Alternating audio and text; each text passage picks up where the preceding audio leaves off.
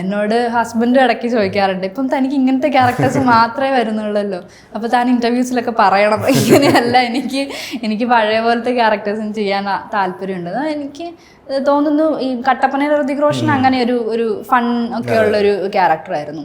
അപ്പം ഞാൻ ഇപ്പം ഈ പറഞ്ഞ പോലെ കുറേ ഇൻറ്റൻസ് ക്യാരക്ടേഴ്സ് തന്നെ ചെയ്തപ്പോൾ 1-2 സിനിമകൾ മാറ്റി പിടിച്ചിട്ടുണ്ടെന്ന് വെച്ചാൽ എനിക്ക് വന്നതിൽ നിന്ന് ഞാൻ കുറച്ച് മാറ്റം എന്ന് തോന്നിയ സിനിമകൾ, പക്ഷെ രസമുണ്ടാവും, ആ ഒരു കോൺഫിഡൻസ് എനിക്കുണ്ട്. അങ്ങനെ ഒരു സിനിമയാണ് ഇപ്പോൾ പൊന്മാൻ എന്ന് പറഞ്ഞ് റിലീസാവാനുള്ളത്. പിന്നെ സംശയം എന്ന് പറഞ്ഞിട്ട് ഒരു മൂവിയും കൂടെ വരാനുള്ളത്. വിനയ് ഫോർട്ട്, ഷറഫുദ്ദീൻ, പ്രിയംവദ, അങ്ങനെയൊക്കെയുള്ള രാജേഷ് അബി എന്ന് പറഞ്ഞ ആളാണ് ഡയറക്ടർ. അപ്പോൾ അത് നമ്മൾ അനൗൺസ് ചെയ്തിട്ടില്ല. എന്തായാലും നെക്സ്റ്റ് ഇയർ ആദ്യമൊക്കെ തന്നെ ഉണ്ടാവും. പൊന്മാൻ കഴിഞ്ഞ ഉടനെ തന്നെ. അതെ, പൊന്മാൻ അതെ 4-5 ചെറുപ്പക്കാർ എന്ന് പറഞ്ഞ ഇന്ദുവൻ ചേട്ടൻ്റെ ഒരു നോവലാണ്